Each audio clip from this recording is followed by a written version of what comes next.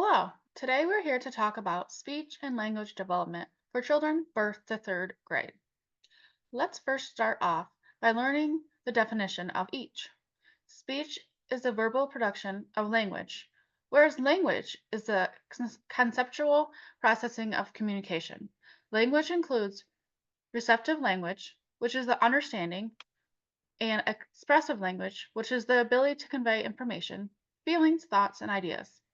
Language is commonly thought of in a spoken form, but may also include a visual form such as American Sign Language. Now that we know what speech and language is, let's learn about the public school standards. The Michigan Early Learning Standards for Speech and Language Development of Children Birth to Preschool ages as follows. We'll first take a look at receptive language, which is the understanding of language. We typically see babies birth to 12 months start to look at someone when they're talking, smiling, and other facial expressions showing interest in songs. They may also look at someone when they say their name, understand different tones, and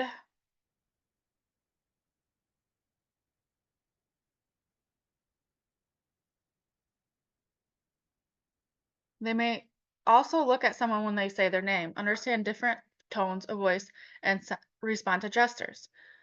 Next, looking at 1 to 3 year olds, we look to see if they were able to point to a person when asked, point to so and so, respond to simple questions with one word answers, and point to items name in a book. For instance, where's the cat? And they could point to it. They also enjoy songs and finger plays. At 3 years old, we typically see children to start having conversations and retrieve items like toys or books when asked. They listen to adults and answer simple questions. 4 year olds can listen to stories and respond. They can give answers to questions, they can have longer conversations, and can have a discussion with a group of children and give their input.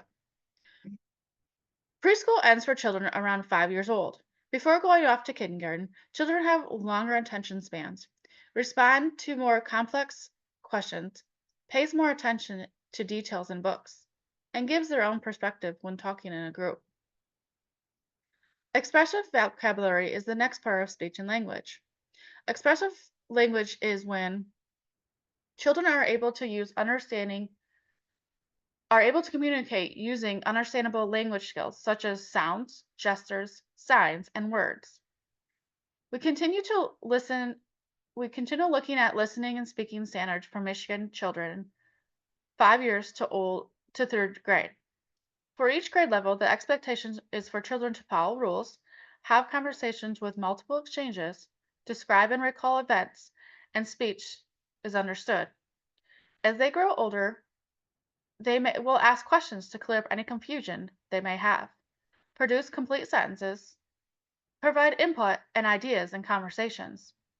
At grade 3, they are expected to have effective conversations with peers and teachers. During the discussions, they come with knowledge from the text and present it in various ways. Now that we know the expectations, what effects are on children's language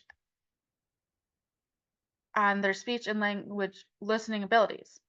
Language is the way humans communicate, how we learn the world around us, and learn to understand information. Lacking language affects not only the child's ability to learn, but the ability to make friends and be social. How does listening and speaking development affect the development of reading and writing skills? As stated above, language skills are the ability to process information and the ability to convey messages. We talk, we listen, we read, we write with words. Language skills then include reading, writing, listening, and speaking. When children learn to read and write, that will improve their oral language. Writing is a written form of language. Next comes listening, which requires us to be able to process language we are hearing. If if you're a teacher listening today, here are some things you can do to help your students improve listening and speaking skills in the classroom.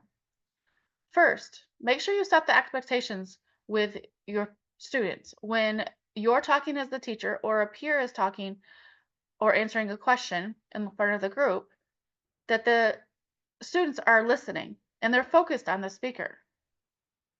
Have your students reciprocate what that you have taught by doing an activity, a turn and talk to a partner, or write it. Other ways to to help your students do listening and speaking skills is playing games, like Simon says, telephone, or depending on what age group you work with, you may want to look up some different listening and speaking games that are fun for students to do.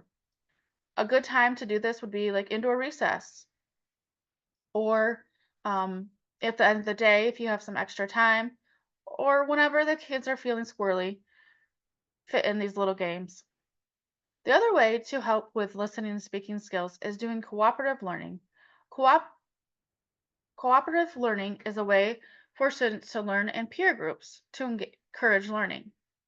When these groups are used, the benefits support better understanding of materials, promote students' social emotional development, and it helps students better understand the materials.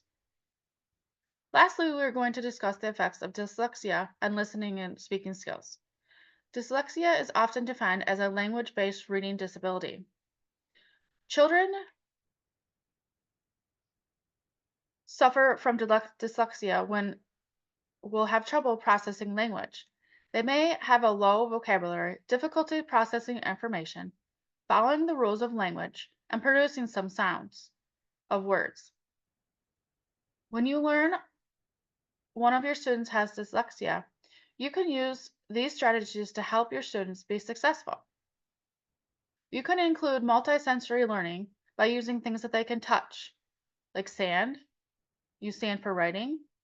You can use arm tapping to sound out words, or there's a lots of other technologies you can look into.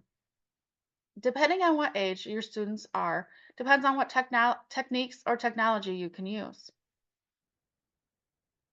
Today we have learned about typical development of listening and speaking skills for children birth to third grade.